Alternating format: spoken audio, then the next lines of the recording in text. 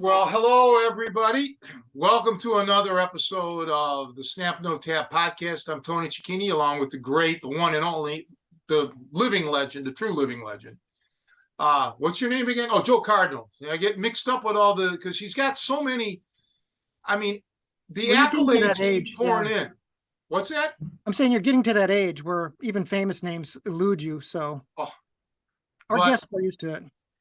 And we have a very special guest, which we're going to get to because this is a personal thing with this guy, and it's interesting. So how are things, Joe? Things are doing good. My sister's back from the hospital, so I'm pretty excited about this. So this will be my last time, hopefully, recording up from the attic at her place. So I'll be back home, which I'm looking forward to. I feel sorry for your wife. Exactly. She'll be moving out. That's the subtitle of what's going to happen. Don't even joke about that. Let's see what else. We had our workshop. This is workshop weekend, which was good. So I got in some good training with you yesterday, which I was pretty happy about.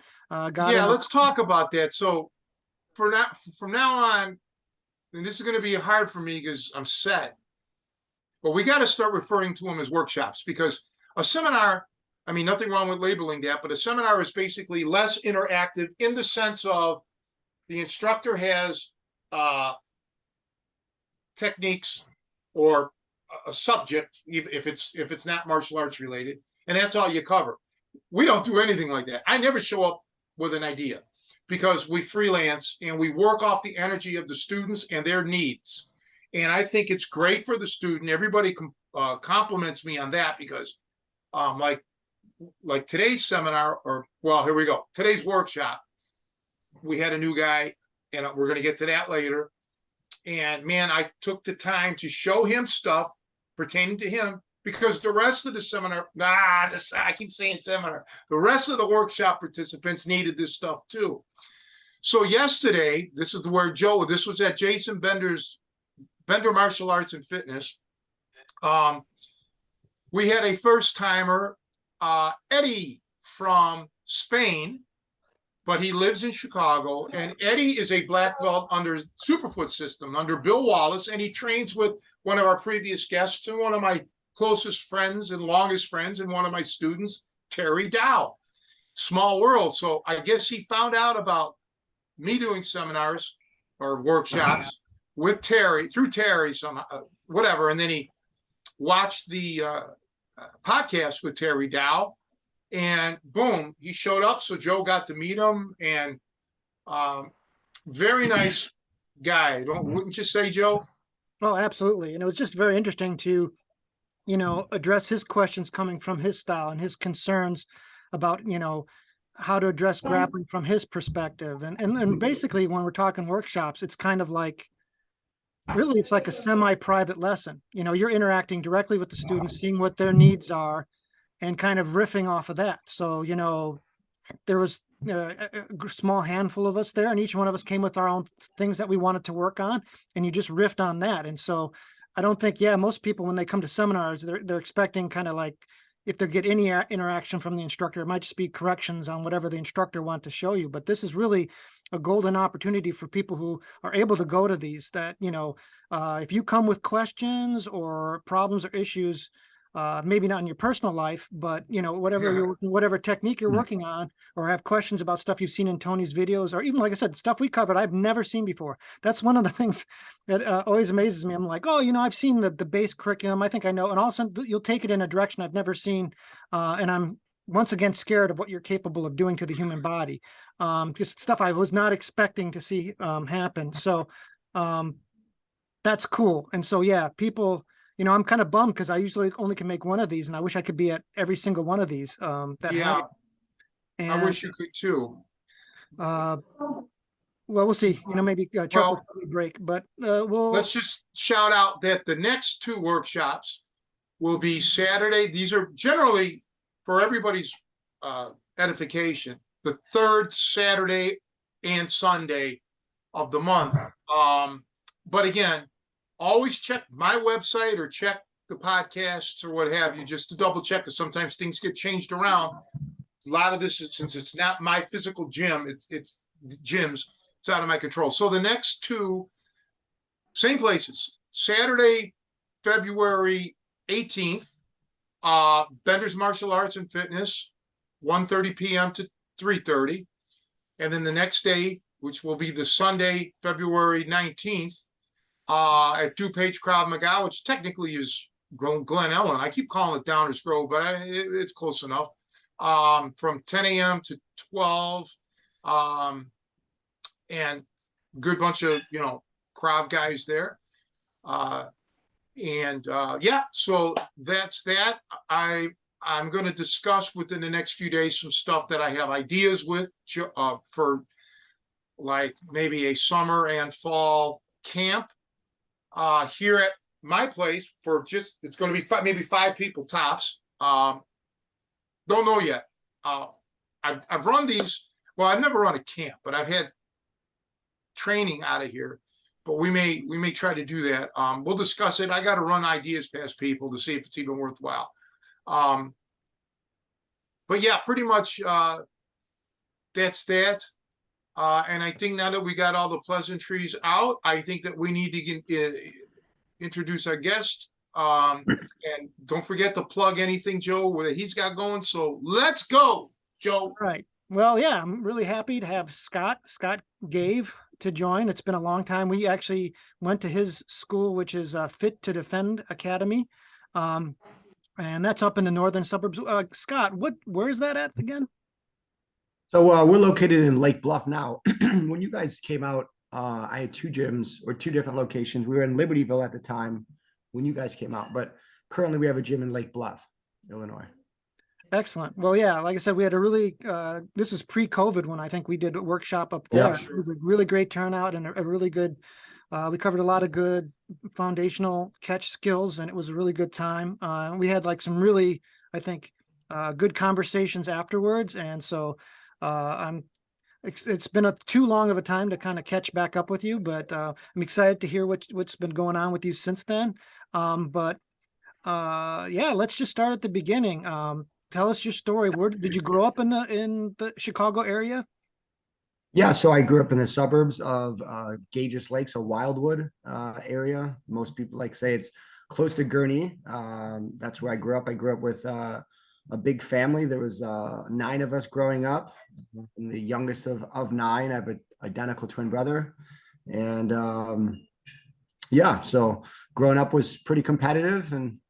And throughout growing up, we eventually got into martial arts when I was around 12, and about to be 40 in the next couple months. So it's been a long journey. It's been a long journey. And you look like a kid. You don't look 40. Yeah. Hey, that's what I'm talking about. Yeah. It's good genetics, but as you know, when you do martial arts, it does something for you, just spiritually, physically, emotionally, if you do it the right way. Did you come from an athletic family, like a sports-based family or a fight family? And I mean, sure. No, yeah. We are very athletic, my family, as far as based on our sports, especially the brothers. We all grew up playing football and baseball, and we raced BMX bikes for a long time as kids. And when, as you guys know, when we were younger, we were outside playing all the time. Kids nowadays, that's not even a thing.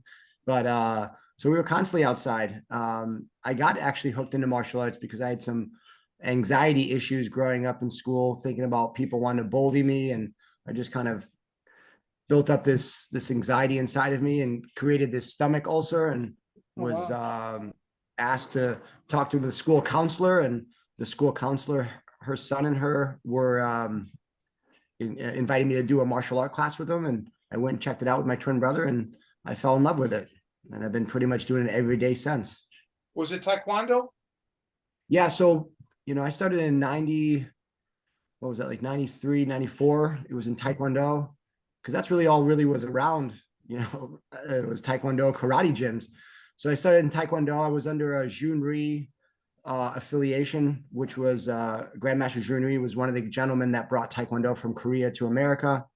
He was out of Washington. He had a franchise gym from a guy named Stephen Oliver from Colorado. And we had like a network gym out here in the suburbs, and actually in Grays Lake. And that's where I started. I started in Taekwondo. I did that for about 8 years. Whoa. And competed all around the United States, and actually ended up taking over the gym when I was around 17, a senior in high school, because the owner of the place decided to do some extracurricular activities with one of the students. Let's keep it short. And I was like his right-hand man, and his wife ended up owning 51% of the business. So she asked me to take over the gym. So I did that from 17 to 20. So I was doing Taekwondo, but then I got to a point that I was like, man, there's got to be more out there, like more martial art training. And I felt like I was barely scratching the surface. And then at that point, I left the Taekwondo gym, and I got into a gym with a fellow that you know really well by the name of Mark Halleck. And I trained at his gym, North Shore Academy, for about 10 years. And I took over his kids program and made it super successful. I grew it it was really great. And so I got to train in all the styles people that he brought in. That's one thing he was really good at, was always bringing in people for seminars and things. So we did a little bit of Muay Thai kickboxing there. We did his JKD Kali stuff that he does. But where I got the most from his gym was a guy named Ben Seeley, who you might remember as well. Yeah, he was one of my students briefly. Yeah, he was. And he had exactly. a sister. And that's yeah, exactly. And that's actually how I heard about you so many years ago. Man, this was over 20 years ago that I had heard stories about you and what you were teaching, and you were kind of like a pioneer in the area. You were just so I was working with Ben Seeley. He was showing me some of the catch wrestling that you were showing him, and then some shoot wrestling, which was kind of derived from Eric Paulson and Ron Balicki, that whole shoot wrestling system. And then he ended up leaving and doing his like moving out of state or something. Oh. And then I actually, from there, I pursued more MMA and jiu-jitsu, because I love the grappling so much. And here we are. It's small. What a coincidence. Now, speaking of Halleck, I haven't seen him. Well, I haven't physically seen him in probably 30 years. Okay. Yeah. At least 25 years. I'd have to say 1996. So we're approaching. Man, it's hard to believe we're approaching 30 years. Yeah.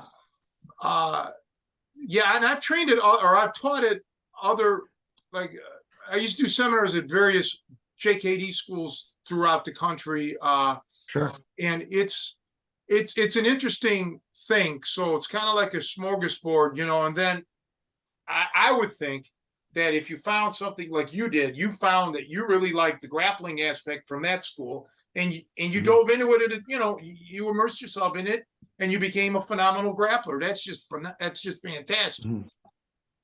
Yeah, and I think the JKD mindset is really good. The Bruce Lee mindset of absorb what's useful, reject what's useless. And I think having a well-rounded self-defense range of fighting, of self-defense, I think is super important. I think people should know how to throw punches. People should know how to throw kicks, and then they need to know how to grapple or get a hold of somebody, wrestle somebody, and then of course learn how to wrestle on the ground. I think a lot of people are becoming too one-dimensional, and that's from the Taekwondo guys that think they can really fight to the jiu-jitsu guys that think that it's always going to end up on the ground. I think having an understanding of all the ranges of self-defense is essential for real self-defense. From my perspective, I agree. And well, the two things though. Well, first of all, I should tell everybody never date a woman that does JKD, because like he said, they'll reject what's useless. So that's probably why I'm single.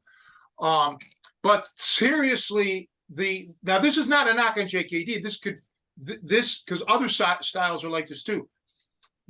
Let's say you're on vacation, you go to Boise, Idaho, you go to a JKD school, you fall in love with the JKD thing. Oh, this is great. Now you go home, you go to your local JKD school. Well, they may have a different curriculum. And I found out that this is happening in Krav Maga schools. So one school of Krav might be, focused on certain types of stand-up techniques almost exclusively. Others may be into the ground stuff. So, but I'm like you, Scott.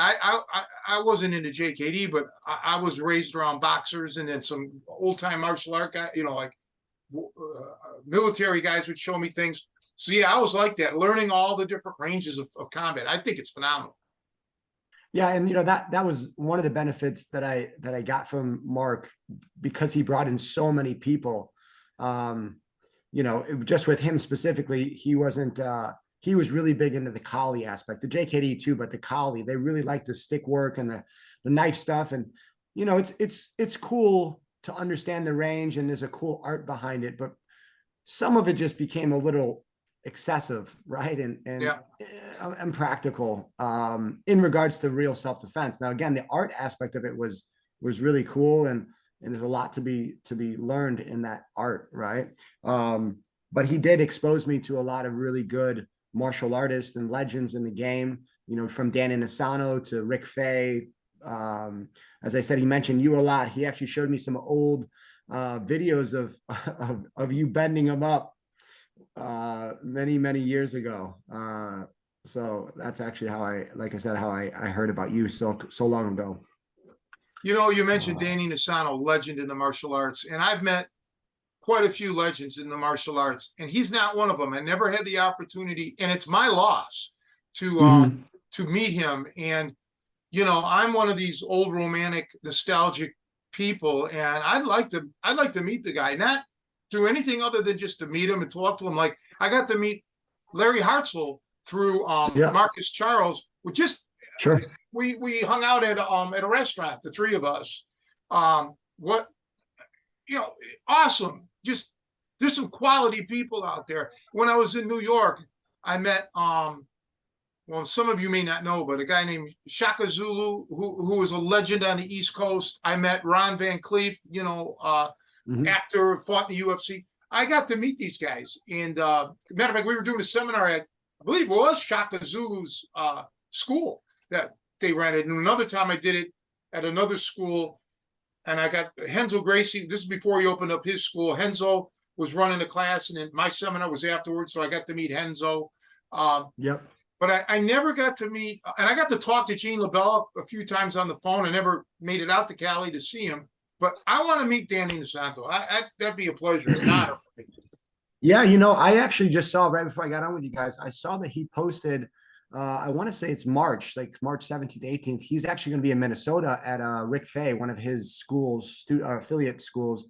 What's it called? Minnesota Kali Group.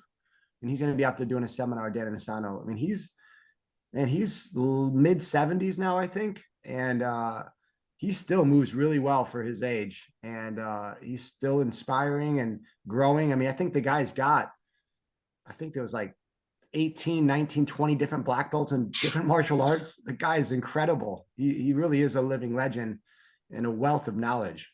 Incredible person too. Well, you're incredible too in the way you approach jiu-jitsu. Like you just mentioned a few moments ago, that some jiu-jitsuans are closed-minded. It's all grappling only. But you're not only open-minded, because being open-minded is one thing, but you have the ability to back it up. I mean, you're skilled. And I don't give out compliments a lot because, I mean, it's just not the way I was raised. You got to really prove yourself. I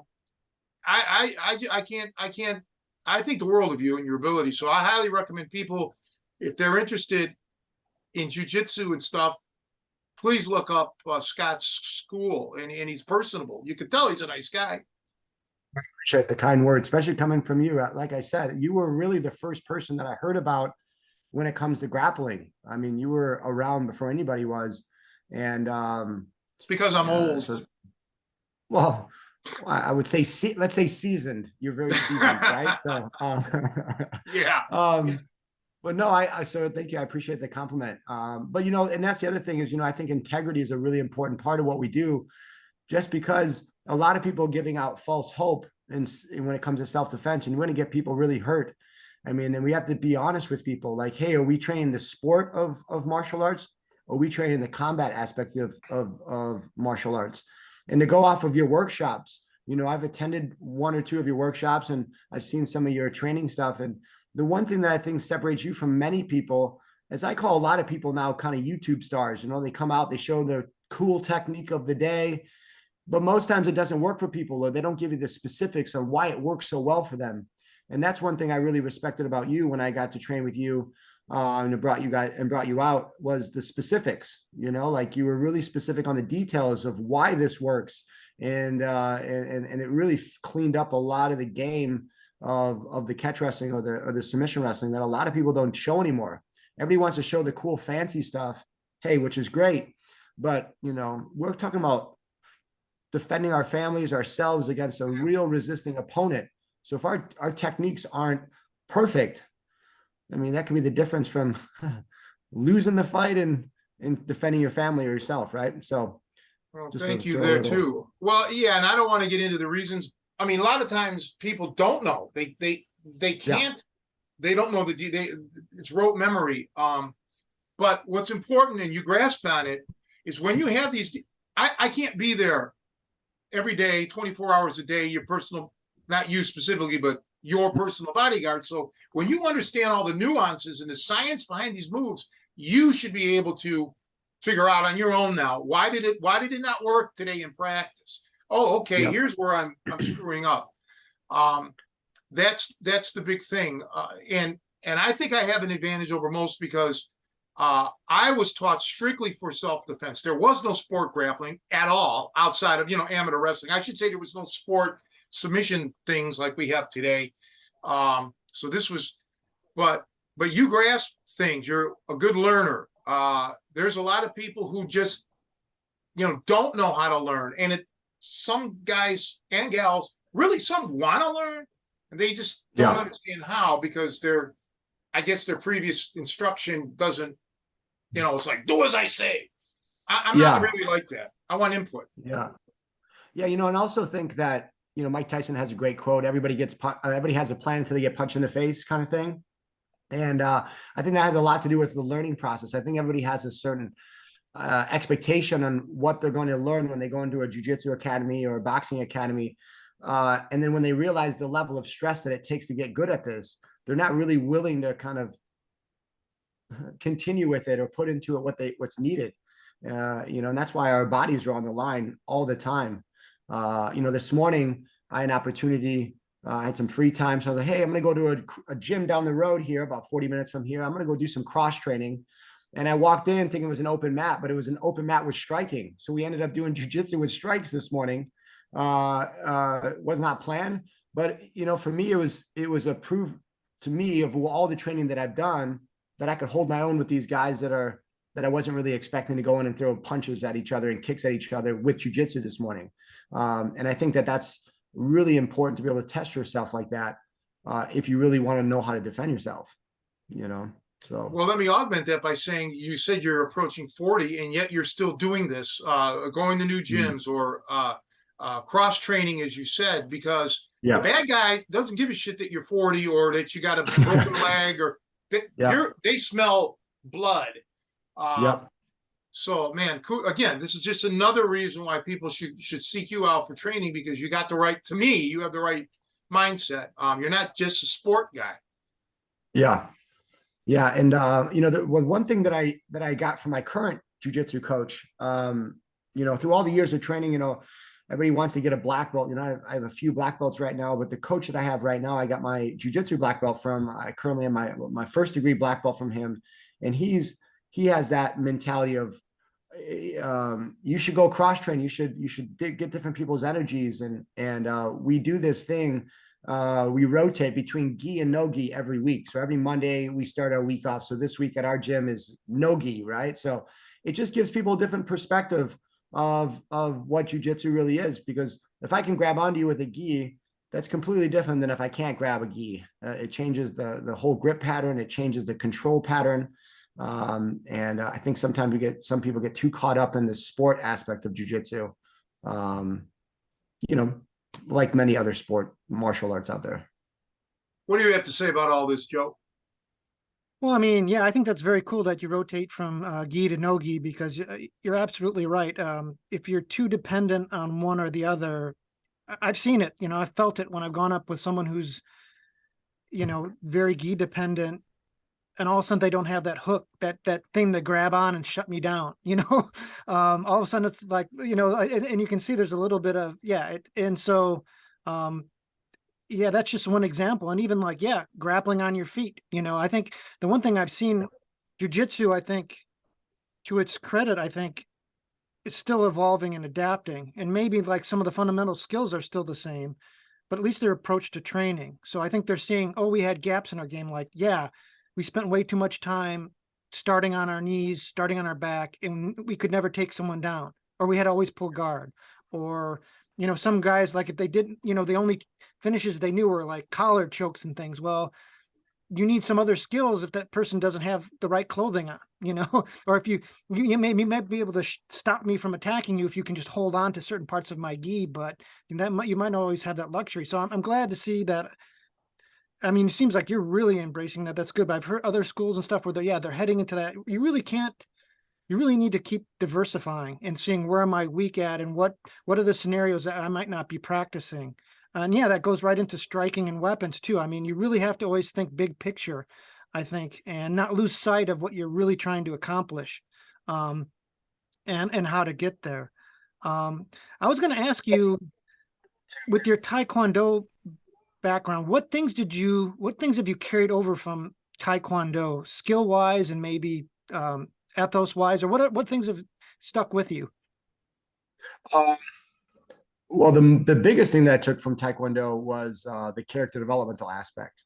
I implement that a lot in my kids program that I offer at my gym, and all the kids program that I've developed over the years. So I would say that's probably the biggest thing I took from the Taekwondo aspect.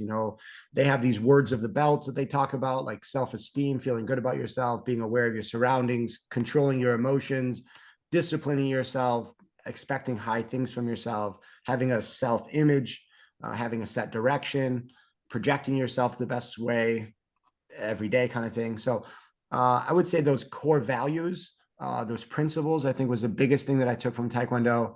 But as far as self-defense base, I think making you understand that there's different ranges of combat. Taekwondo is very proficient at the kicking range, but outside of that, they're lacking from my experience. So also practicality wise, I think in Taekwondo, sometimes we think that we're better than we really are, especially in some of the katas and the forms. We think that that's practical, but the Koreans. So I don't know if you guys know, but like the Koreans kind of stole their Taekwondo system from the Japanese, right? The Koreans hired a Japanese general to come in and teach them martial art techniques. And then when the Koreans felt that they had it down well enough, they kicked the Japanese general out. Well, the Japanese general never told them the applications of the moves they were teaching, right? So they were just doing all these katas and forms, but they never really understood the practicality or the application of the moves. And I didn't really realize that until I moved into the JKD Kali world and started doing more research on it. So Taekwondo I got good things and bad things from it. So, yeah. Let me ask a quick question, and then we'll get back to Joe, because I won't remember to ask this. On the JKD Sure. thing, Mm-hmm. with some of the more exotic arts, Penchak Silat, and there's others that I can't remember now that I've been exposed to via teaching there. What struck you? What stuck out for you out of those esoteric styles?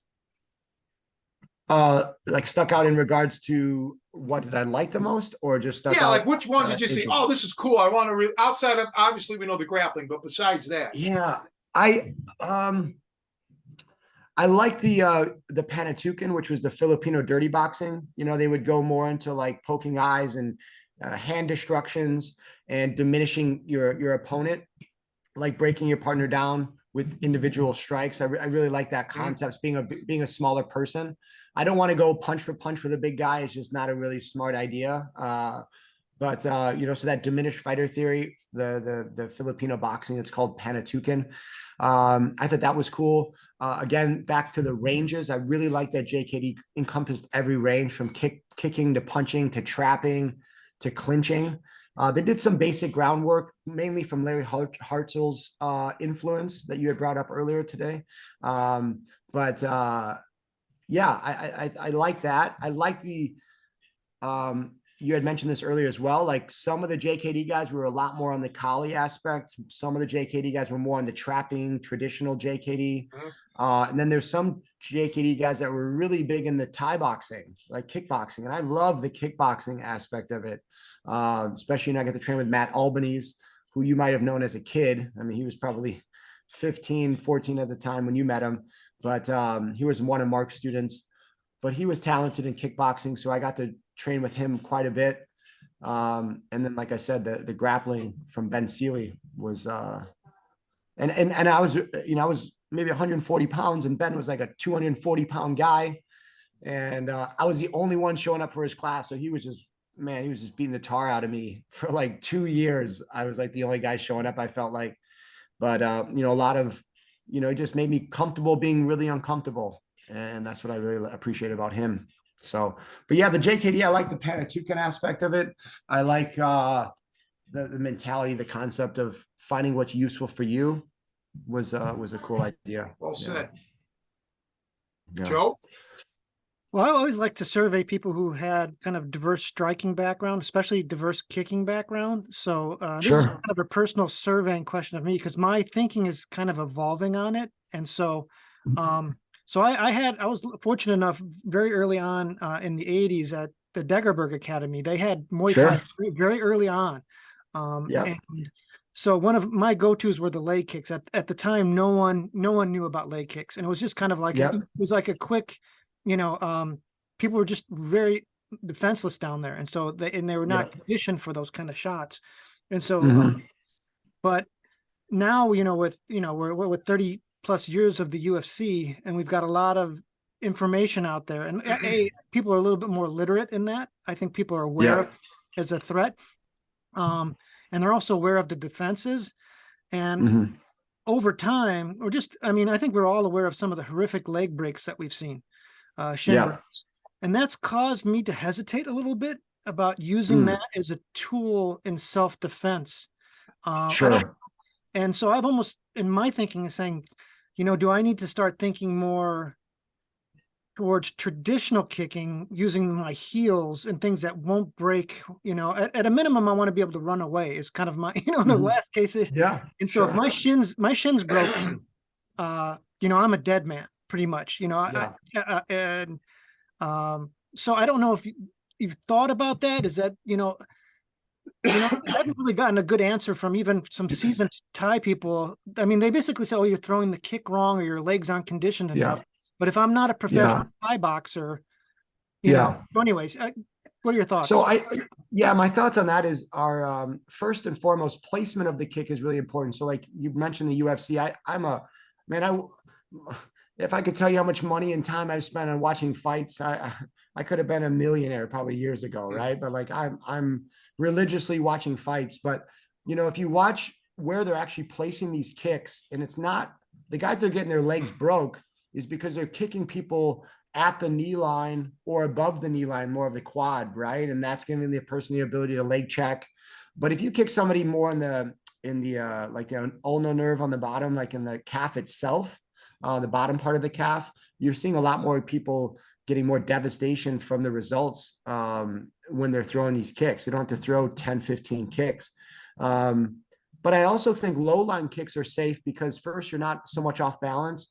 And second, it allows you to cover the range to get into the punching range of combat, which is pretty much where we want to be. We want to get to the punches so we can get to the clinch and we can get the person to the ground. Again, me being a smaller person, I want that person to lose as much kinetic energy as possible. And you're going to lose at least 50% of that kinetic energy when I get you to the ground. So in regards to the kicking aspect, I like teeps a lot. I think teeps or front kicks, some people call them, depending on how you throw the kick. I think teeps are probably the most effective kick. It's the fastest kick, is a straight line. And there's not a lot of risk for injury unless you kick the guy's elbow. But yeah, I like teeps a lot. Side kicks are really effective. You're just really committed if you're throwing the kicks. If you miss, you're kind of exposing your back. My favorite kick in Taekwondo, I knocked out 3 guys when I was a kid, was spinning hook kicks, or spinning heel kicks. But again, you miss it, you're kind of exposing yourself for the kicking range. Yeah, Cool. well, Bill Wallace, master of the sidekick. Yeah, he was amazing. I actually trained with Bill Super Wallace twice, and he was remarkable. He actually stood me up in I was fighting in a tournament when I was 16, and he's like, "Who thinks they're fast?" And I'm like, "Oh, I think I'm fast." And he stood me up in front of probably like 500-600 people. He's like, "All right, Scott, I'm going to kick you in the head." Okay. I'm like, "Okay, whatever you say." He kicks me in the body. He kicks me in the body the second time. The third time I went to block the body, and then he kicks me upside the head. And the guy was remarkable. I think they rated his kick at 78 miles per hour or 82 miles per hour. Yeah, he's a remarkable guy. He just is. And I just want to switch gears because, again, I want to get this in before I forget. I met a wonderful guy today at today's workshop called James, who drove a couple hours to come out. Mm-hmm. And I want to shout out, in case he's watching this, thank you again, James. James is a jiu-jitsu guy, but he's also a Krav guy. But he's known me for like 20 years when he was in the Rangers Army, I just, because we were talking about Bill Wallace, so that popped in my head. So Yeah. I'm sorry, but I just want to say hello, James. Thanks again. That's good. So Yeah, what Bill Super else, Wallace Joe? remarkable. Joe Cardinal, what else you have? Yeah. So, well, what's the future for you here now? How's the school going? What kind of programs do you offer? The gym's going well. We were doing really well, and then COVID happened, and we kind of lost traction a little bit. But we're back to where we were, and we're kind of growing, which is nice. So I have an adult program and I have a kids program. My kids program is our main program is our kids combatives program, and that encompasses every range of self-defense. In addition to that, it covers character development. So in order for the kids to progress from one stripe or one belt, there's certain words of the belts or words of the month that they have to talk about. I think with influence, we have to use our influence in a positive way. There's a thing called influence versus authority. So I try to influence these kids to make our future a better place, right? Our world a better place. And I kind of do that through the martial arts. And then we have a second kids program for the kids a little bit more committed that want to compete. I have a kids jiu-jitsu program. And then for my adult program, I have primarily my main one, is my adult jiu-jitsu class or program. And then 2 days a week, we just started an adult combatives program. I want to comment on, you mentioned it earlier and I should have responded to it, but you talked a lot about like the character development. And I think some people might think it's just kind of paying lip service, but I think you really can't emphasize how important it is. I mean, obviously we should know that's a good thing, but I think, if you're just training people in martial skills, I think I'm going to plagiarize it, but you're kind of making a thug factory. Basically, if you just teach people to be badasses and don't give them direction, that can be, you're giving them like a loaded gun maybe, and they can just get into trouble with that. So I think it's great that is something that you're retaining and working with, because the skills without context can actually be a big negative, in the world. Yeah. Well, and then I as you said, the skills that we're teaching for the most part are very dangerous, right? And especially when they start growing into their body and they get that strength to be able to apply these moves. But, it's important that these kids, mental health is a big problem in our community right now. Suicide rates are skyrocketing. Pharmaceutical drugs people taking them like medicine, right? And some people need them. I get it, right? But it's just a scary world, and I think it's because people don't realize what grit is anymore. People don't realize that failing is a good thing sometimes. It develops us as human beings. It develops our character. And, you know, when COVID happened, I think a lot of people's identity was questioned, and a lot of people didn't have that character to kind of fall back on and say, man, I'm this person, and this is, I know I'm going to overcome this. And I think the more we can get that into our community, and actually make people, don't just speak it, but make these people fail in training and then make them succeed as well and see the growth that they're having. I mean, we're just then a conductor of them realizing what their potential is. And I think that's what the reason I teach martial arts. I mean, teaching people how to kick and punch is great, but I want to really make a difference for these kids and these students long-term, because they're going to face challenges, as we all know, as adults, and stressful times and failure. And we want to kind of set them up to succeed in that recovering process. It's very well Yeah. said. So you're looking not only to make a better fighter, but you want to make a better person. Yeah, you know, I tell my kids, my students all the time, if you know, if your parents said, hey, we're going to go to character developmental class today, nobody would want to come, right? Yeah. But if we said, you know what I mean? But if we said we're going to teach some martial arts, and inside of that martial arts, we're going to hide some gems of skills that are going to help you long term in life outside of martial arts, they're more willing to come to class.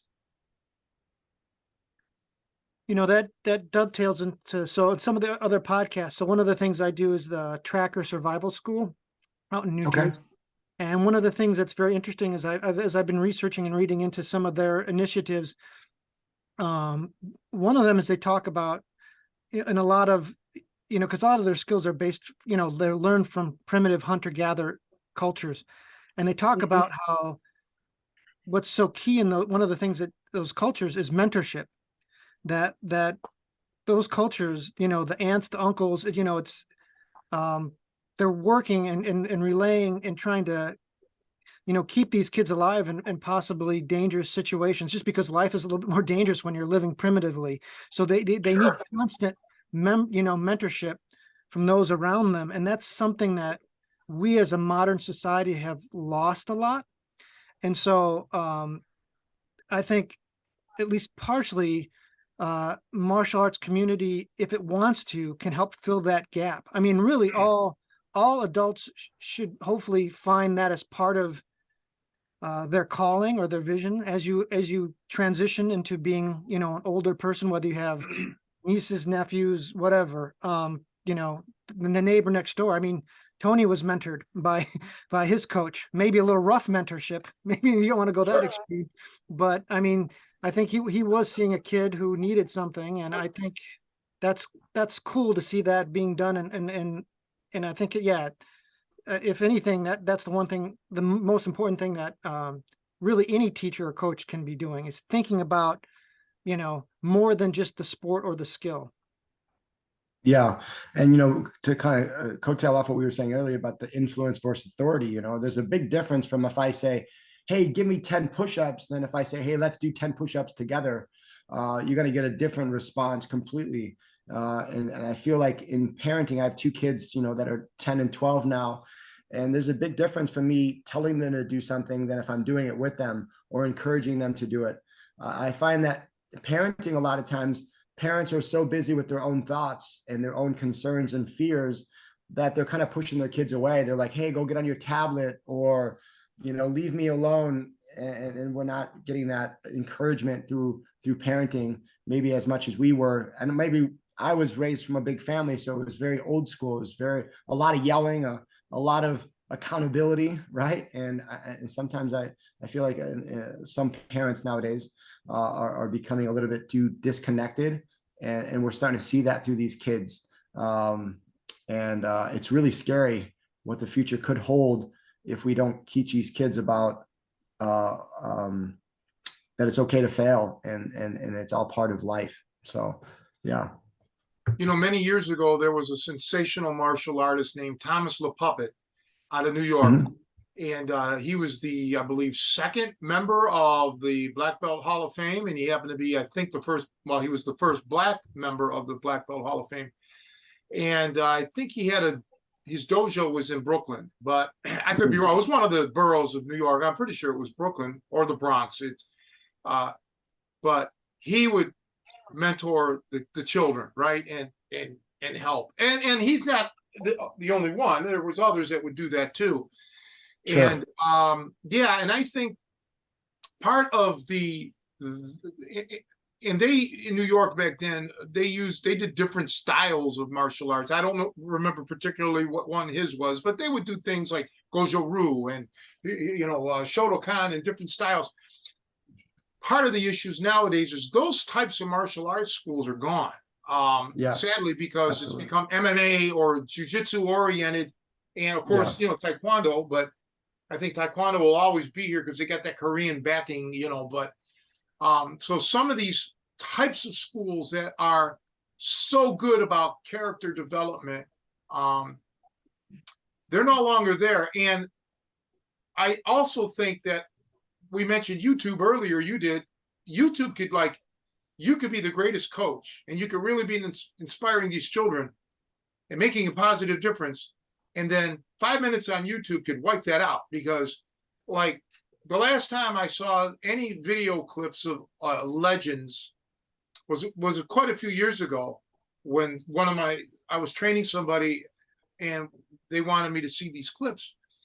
Clips were fine, but the comments, woof, they were brutal. They were just attacking the instructors relentlessly. So I can imagine, let's say that was you being viciously attacked, and your student checks it out, kind of wipes out. So I give you credit for being able to have your students avoid that, or you're such a strong influence on them that they can overcome that. Because no matter who you are, you're going to get badged on the internet. That's a given. But I just wish there were more small schools like that were teaching stuff other than just, sport related or you got to compete kind of stuff.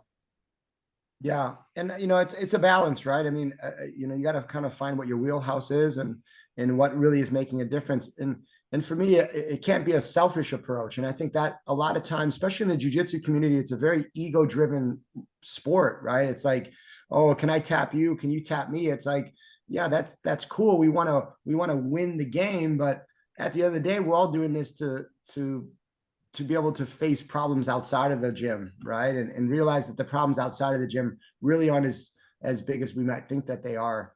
And when you base it around yourself and your ego, you forget that you should be there for your students and for the community and the longevity of martial arts in general, because obviously we've all been influenced in martial arts. So it'd be really bad if we didn't have the martial art influence anymore in our community.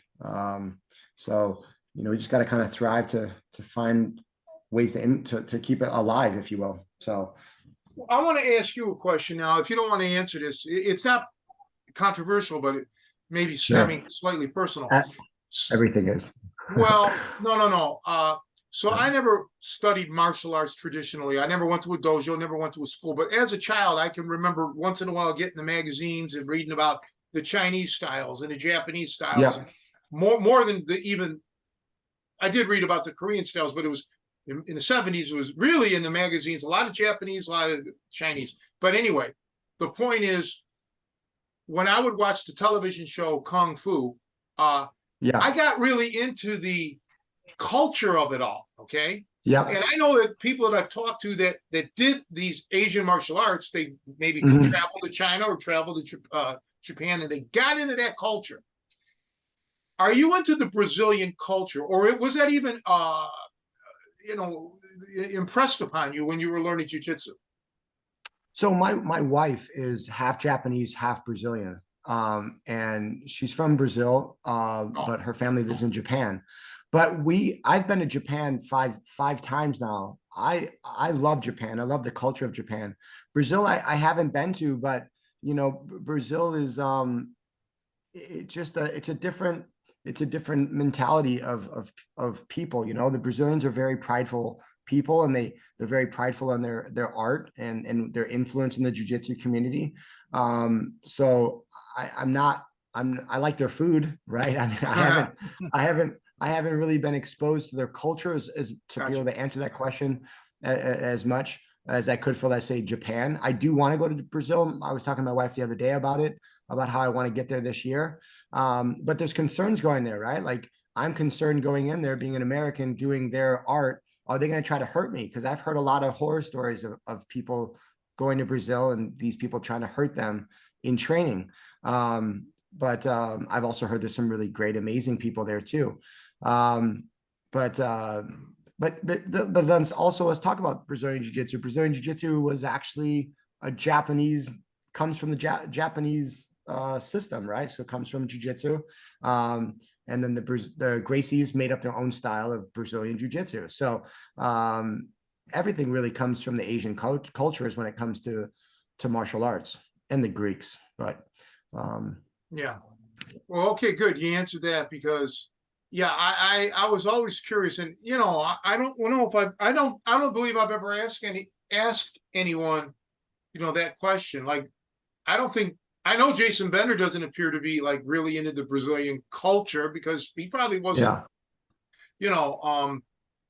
raised like that, whatever. I mean, not that it makes a difference, because it's got really nothing to do with the march. I like, if I was in your position, I would be all about the Japanese thing, because I love their food. First of all, I've only had Brazilian steakhouse once, so I don't know Brazilian food, but I do know Japanese. I love it. But I can give you some recommendations. It's good stuff. For what, Brazil or Japan? For Brazilian Oh. food, I'm saying, like, just in Oh yeah. America too. Oh well, please do. Yeah, later, let me know. But so my coach was Polish, and my church was Polish that I was raised in. So to this day, I have a heavy, even though I'm an Italian, I have a heavy Polish influence in my life and their culture. And so I've never been there or anything, but living in Chicago, you almost don't really need to go to Poland. Chicago is Poland in a way. Right. Sure. So I have my Italian thing. I got the Polish thing, and of course the American thing with the history of the catch wrestling here in America, and just being American, Yeah. I sometimes always thought, man, I wish I could have. I'm happy with what I did. Don't get me wrong. What I've learned is the best I could have learned for me, but Sure. it would have been nice to be, to be exposed more to a different Asian culture. I believe. I mean, I'm not too old to be exposed, but I'm probably too old now and I'm so separated from that culture where I live. I detach myself from it. But I'm glad you answered it. But at least you got some of that through your wife. Yeah, and I mean, with every martial arts that I've ever studied, there's politics and everything, right? Oh. And it's outrageous, but I think that goes with any sports too. But the cultures that I've experienced in martial arts has been really cool. But genuinely or authentic experiences would really only be like a Japanese style, because like we talk about Brazil, right? And because of it's a third world country, and a lot of the really best Brazilian fighters have migrated to America, in California and Florida, New York, Texas now. I mean, that's where all the best Brazilian jiu-jitsu fighters and teachers are now in America. I mean, there's a few still in Brazil, but most of them have migrated into America. So if you really want the best jiu-jitsu, go to one of those 4 or 5 states, right? So, but the culture is different, right? I really would love to go and, check out their Carnival in Brazil. It's a big party kind of experience that they have in Brazil. I would love their experience out there. But there's some really dangerous spots out there that you don't want to go into, like the favelas and places like that. So just like here in Chicago, there's certain spots you don't want to go to. Yeah, right, boy. What about Korea? You were a Taekwondo master. Did you learn anything about the Korean culture? Because I love their food too. Yeah, no, mine was more of American freestyle Taekwondo. So it wasn't the WTF style of Taekwondo, but we still had count in Korean and things like that. Yeah, I've never made it to Korea. Yeah, I've never made it to Korea as well. So, but again, the spirit of the Asian culture, the respect, those are the things that I think the whole world needs more of, right? And I think just respecting your elders and just being a good person and having values. I think everybody needs more of that in our day-to-day life, especially on social media. I mean, social media, we got keyboard warriors that say so much stuff that's just out of context, and they would never say it to your face, which is one of the reasons. I have a lot of people that ask me to post a lot of videos and stuff, and I do some here and there, but something I want to do more of. But sometimes it becomes more stressful having to deal with the potential backlashing of some person far away talking bad about you. You've probably experienced some of it, because I know you put a lot of videos up, right? But I'm the poster boy of it. But that's why I walked away from it. I don't go on social media. Joe handles it. Now we're going to get this guy Artie Grubba to do it. I don't want to even hear it. I know Artie. Yeah, you'll have a nervous breakdown. You can't, the lies and we don't need to go down that path. But yeah. So forgetting about the internet for a minute, the electronic computer, like what we're doing now, this Zoom, and I train Martin, and I'd like to start training other people via Zoom. That is a great use of technology. Sure. So, you can come into somebody's home as we are, or their gym, and share knowledge. And I think I know people are utilizing it, but that really, for me, would be an untapped resource. I wish we had that when I was a young man. But two, I could have gotten sucked into the information overload shit as well and got derailed completely. But yeah.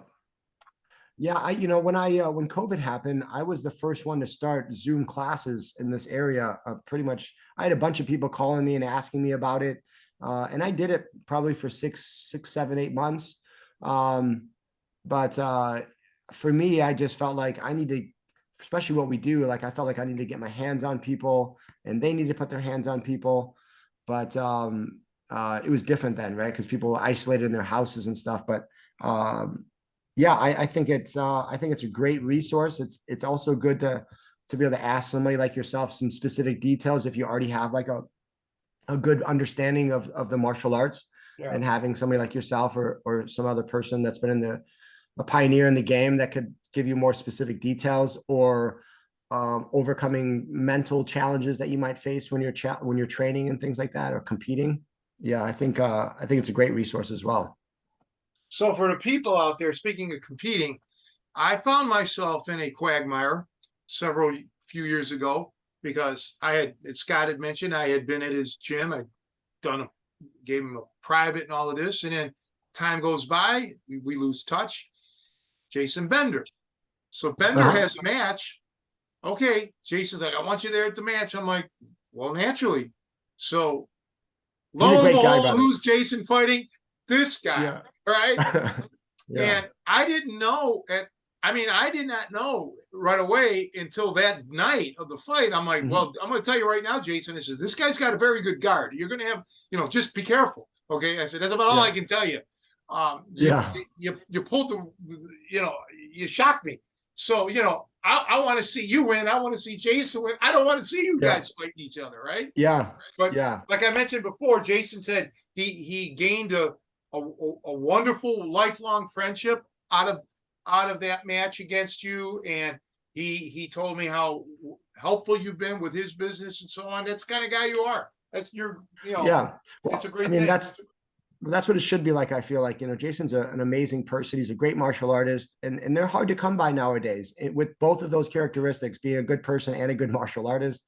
Any way that I can help people, I've been doing martial arts business, like helping people run schools for, over 25 years. So like, if I can help people, there's no reason that I wouldn't answer questions, especially with somebody as great as he is. Right. And, it was interesting that we got matched up against each other. And, it was a great experience. And,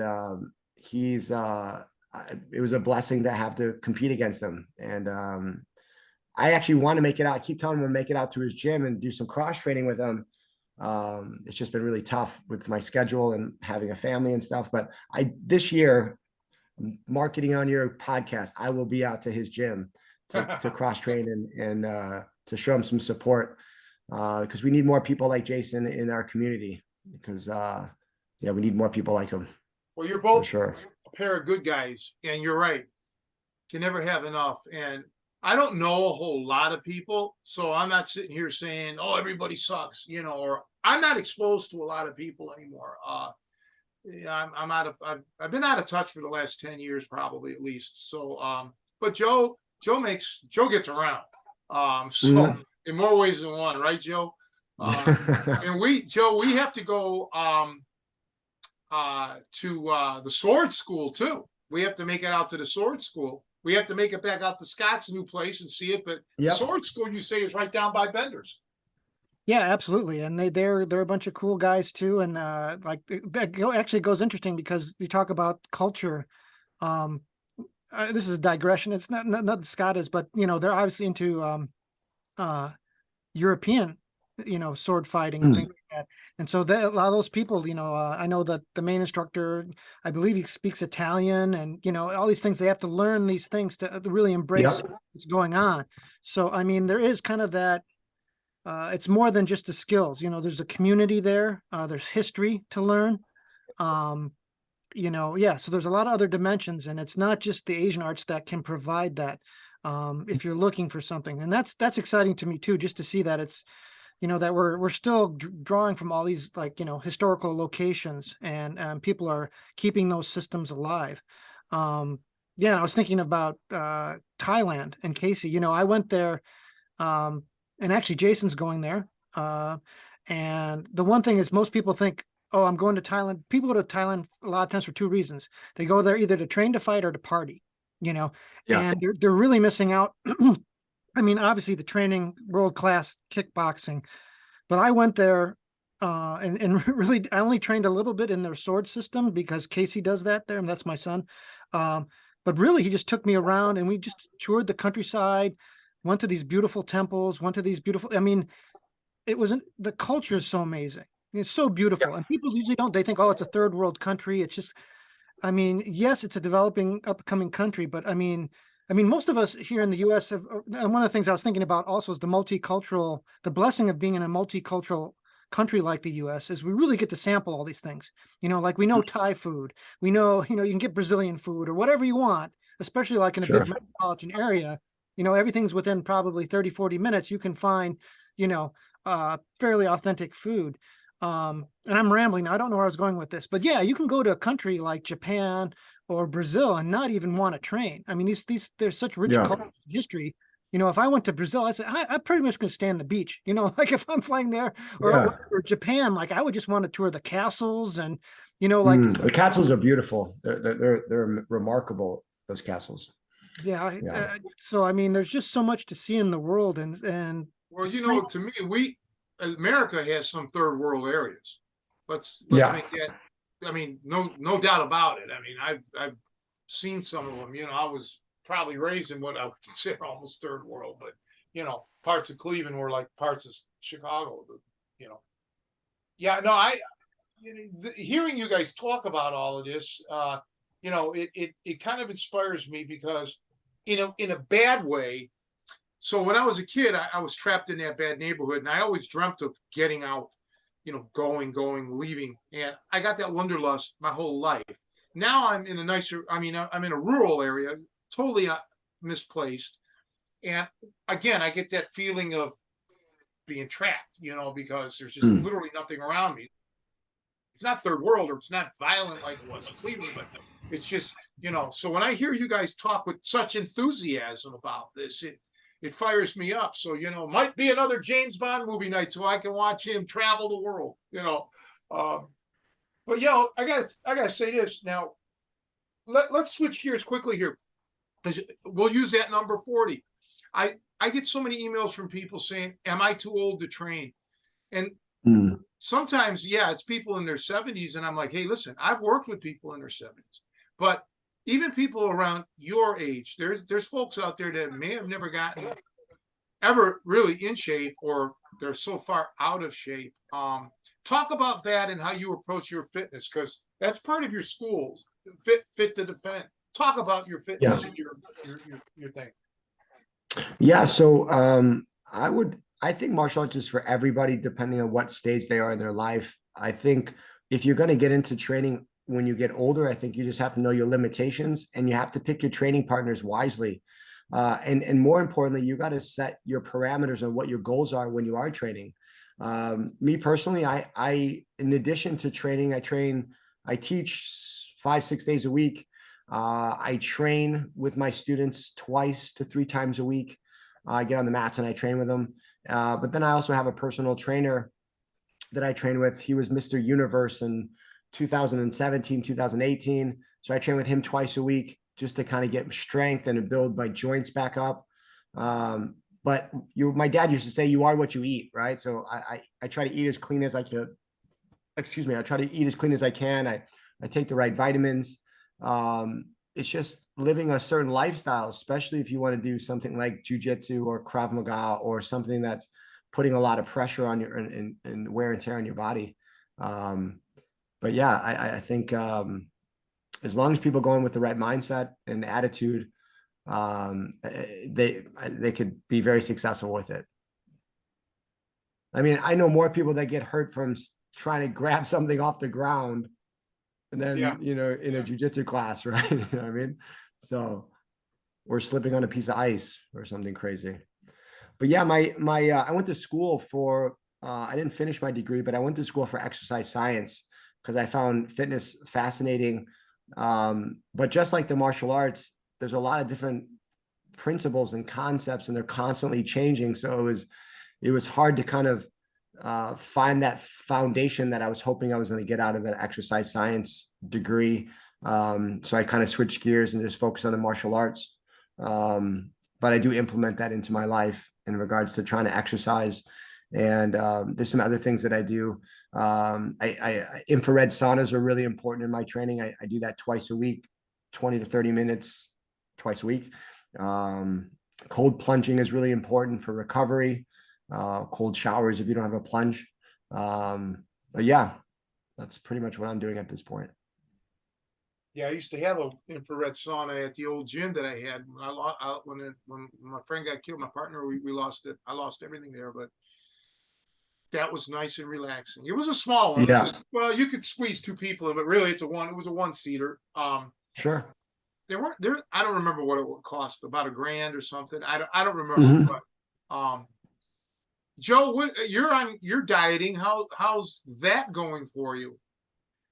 Well, so this week has been I haven't been able to track it. Like I said, I'm not at home, so I don't have a scale and things like that. So, I plan to figure out where I'm at tomorrow and buckle back down.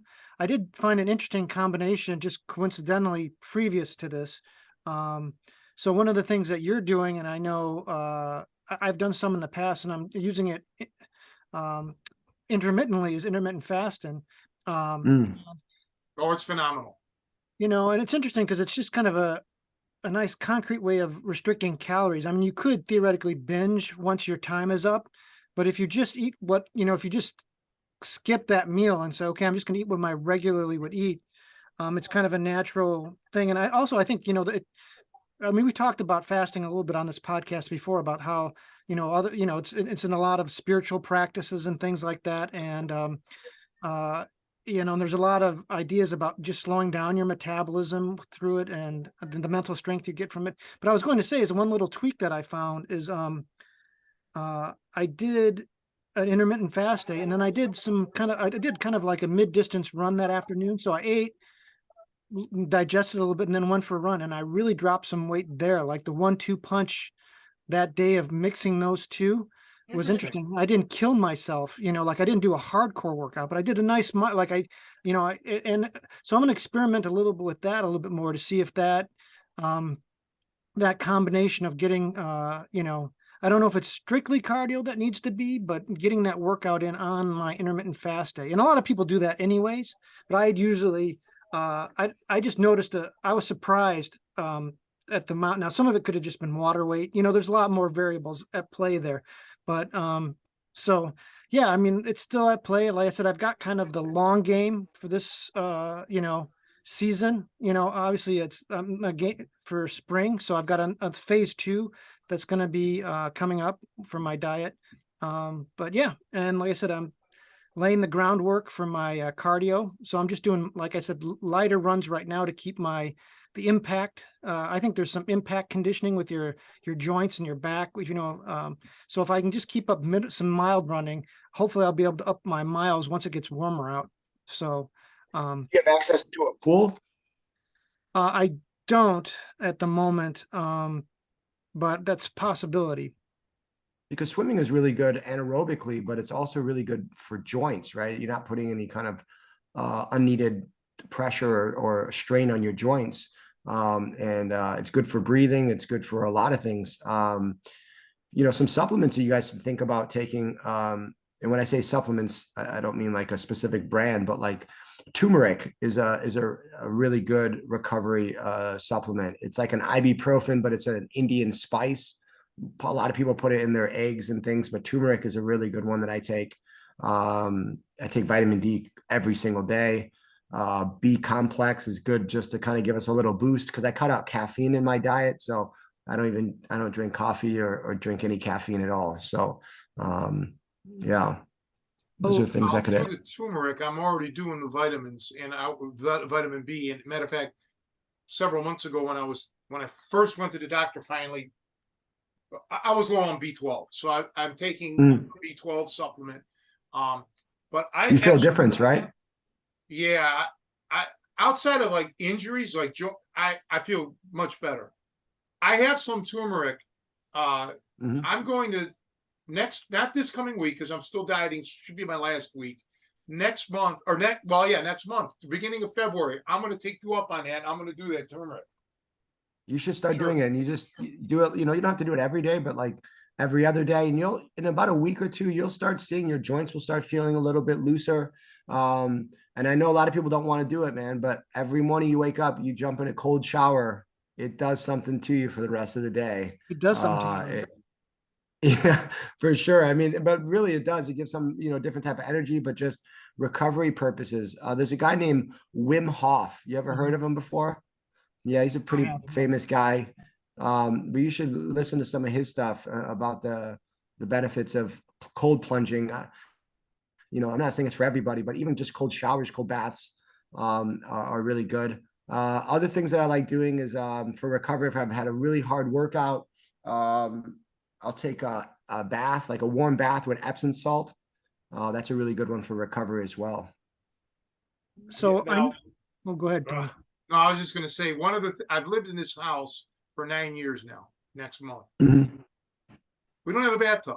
Okay, just a shower. And I'm a shower guy, but this is the first time in my life that I've ever lived anywhere that didn't have a bathtub. Apparently, who used to live here the previous owner was handicapped because there was a ramp and all of that, and it's a handicapped shower. So apparently, whoever it was, they had the bathtub removed and just have the shower stall. But yeah, I know about the Epsom salt baths because I used to take those all the time. They're really good. Yeah, they're really, really good. I mean, for recovery, they say it's if you're cramping if you're cramping, they say in order, it's like lack of potassium, lack of magnesium, and then lack of water. So like, you gotta get potassium. If you already have enough of that, then it's magnesium, which you get from those Epsom salt baths, and then water, because we can consume more water on a daily basis. You were going to say something, Joseph? Yeah, I don't want to, because we're kind of heading on 90 minutes, and I know it's we'll probably head to wrapping up, but I do have one more. I want to kind of circle back to your swimming. And I want to, I guess, I've struggled. One of the things that I guess was integrating swimming. I guess I'm hesitant with it, which is funny because mostly all I hear is positives about swimming, because you don't have the impact. And so I was, I swam in high school, much like my grappling career. I was the worst swimmer on my swim team. I'm the worst grappler in my grappling group. But I can, but I did put a lot of hours and times in the pool. And it's interesting because the interplay. So one of the things I struggle with is my conditioning with grappling. And it was interesting. We had Artie last week, and he said, there's different types of conditioning. Like he said, I can grapple. He said, of him speaking of himself, he could grapple for a couple hours, no problem. But if you tell him to run 2 miles, forget it, which shocked me because to me, like I've always found grappling to be like, I can lift weights, I can run, whatever.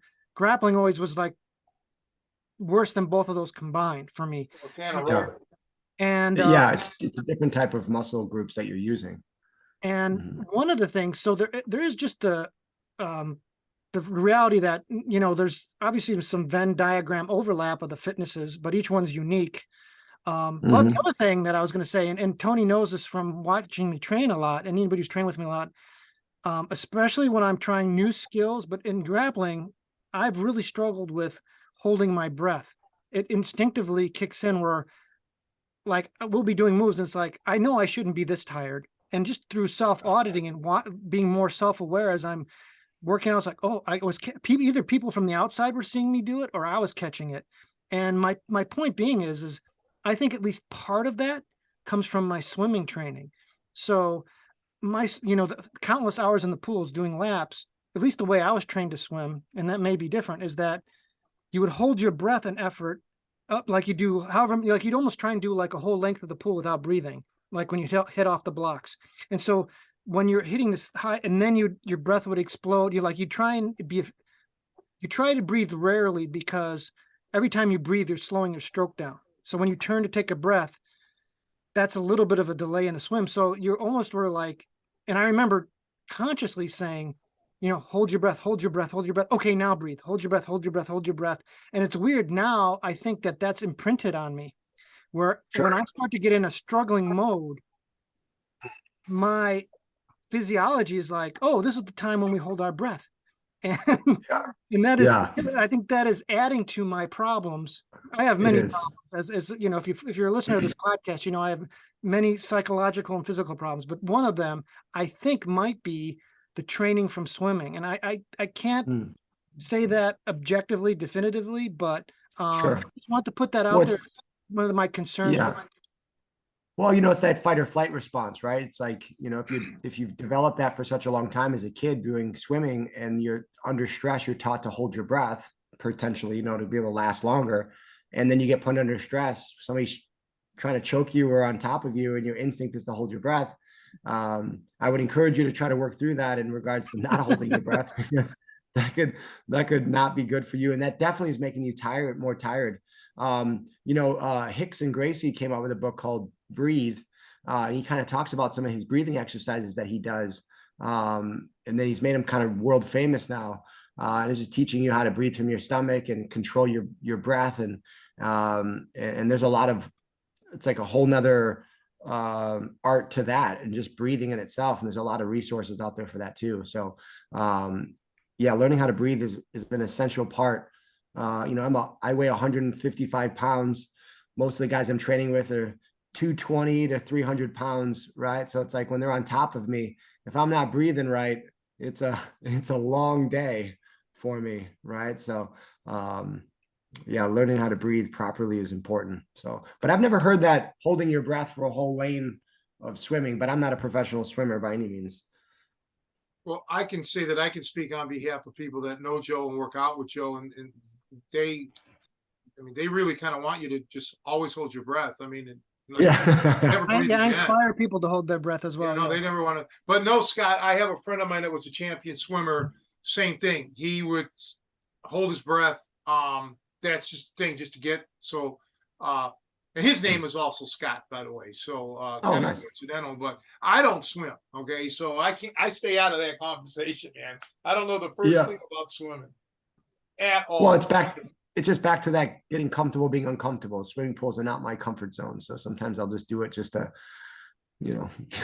get more comfortable doing it. So. Well, I did practice holding my breath. Rodvine used to have me practice holding my breath and doing the deep breathing exercises, probably like similar to Hickson, it's kind of yoga-ish, but he had me breathe upside down, meaning standing on my head, bent over in a bridge, bent over forward. I have pictures somewhere of me in these different positions at my old gym, and learning to breathe restricted, which is so great because especially in grappling, the way we wrestle, you're going to be in all different contorted spots, and it's good to know that, hey, I've already have experience in breathing in these conditions. One of these days, Joe, on our podcast, we're going to have to talk about that because that's part of my training that I never really discussed too much.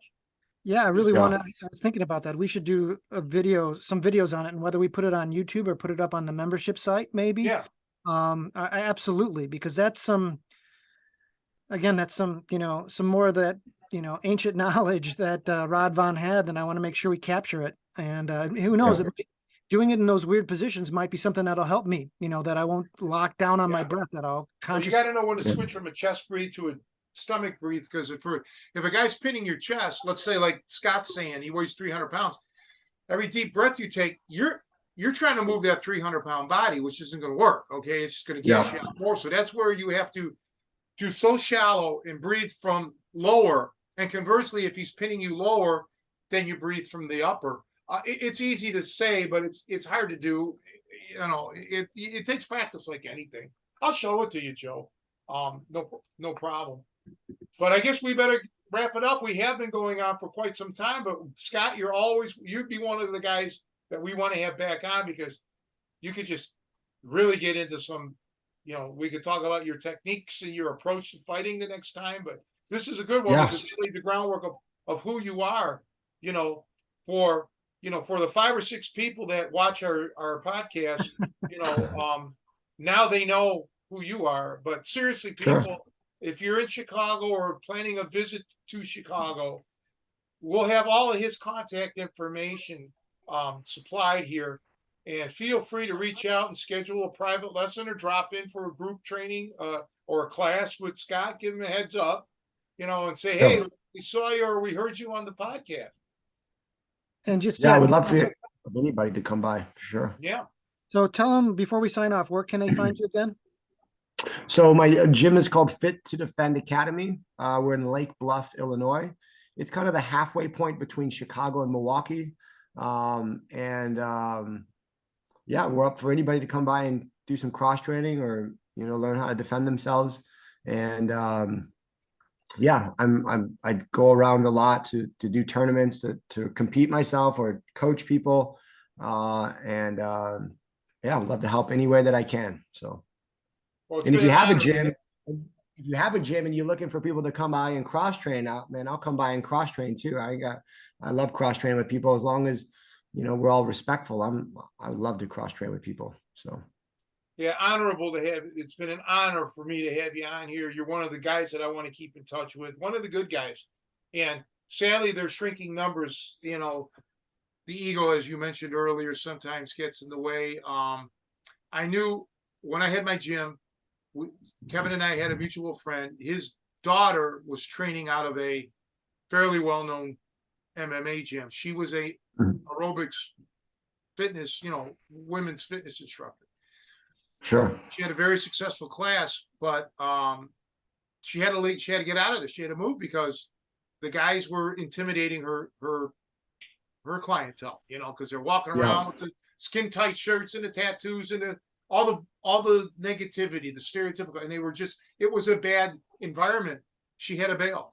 Well, and that's the other thing. We need to get more women in jiu-jitsu. But the problem is, not only are we all close and we're on top of each other, but it can be a very intimidating thing. So we need to get more women getting higher in these ranks. So more women need to start running more programs because women need to get jiu-jitsu skills because unfortunately, if they were attacked, that's where men are going to take them down is onto the ground. But that's a whole nother conversation. So, well, you're correct on that, but I just want to make a clarification that she wasn't involved in the martial arts. She was there renting her space to teach her fitness class, and just the attitude, the caveman attitude, whatever you want to call it, scared off her clientele. So yeah, it's you mentioned as long as people are respectful, that's what you want. Because going into a strange gym, or even in your own gym, if you have somebody who's riled up that day, full of piss and vinegar, you don't need to put yourself out there and get hurt. It's just not worth it, especially when we all have everybody's got a job pretty much, right? So, I mean, you can't risk getting hurt. I was told, back when in the 60s and early 70s, judo was king. Almost all the martial arts schools were judo oriented. And part of the reason that judo, this is what I was told, faded away was because of the impact, the throws and this and that. People were getting, clubbed up. Yeah. They're going to work the next day if they can go to work, limping or their arms jacked up, and that kind of helped kill judo. Yeah. And again, I don't know if that was true. That's what I was told on more than one occasion, but it certainly does make sense. So yeah, we want to train effectively but safely. And I just want to point out that most boxers and wrestlers, collegiate or scholastic wrestling and boxing, they're able to train without injury. The injuries are freakish. Okay. Yeah. It would have happened, like you mentioned, picking up something off the table, So there's no reason to try to go out there and hurt somebody. I remember Angelo Dundee, the great boxing trainer, saying once, "There are no knockdowns in my gym," and he was vehement about that. When you're sparring, you're not there to hurt your training partner. There's no knockdowns. If there is, you got trouble. So But anyway, on that note, though, once again, we'll see Scott again, I'm sure. Joe, what do you have to say in closing? No, just a great conversation. Thanks again, Scott, for making the time. I definitely hope to see you in the near future or have you back. And if you got anything you need to plug, let us know, and we'll definitely plug it on Tony's social media. No problem. Great conversation. Well, thanks again, guys, for having me out. What's that? Go ahead. No. I was just saying, thanks for having me, guys. I appreciate you guys having me out, and I would love to come back and bring Tony back out to the gym and do another workshop. And if you guys are ever looking to get Tony out for your spot, I highly recommend it. And hopefully we'll keep in touch for sure. And thanks again. And just let me say, for next week, we're scheduled to have John Hernandez, an awesome marksman and shooting instructor. And unless things fall through, he's scheduled to be on our show next week. So until that time, everybody, thanks for watching and listening, and we'll see you again.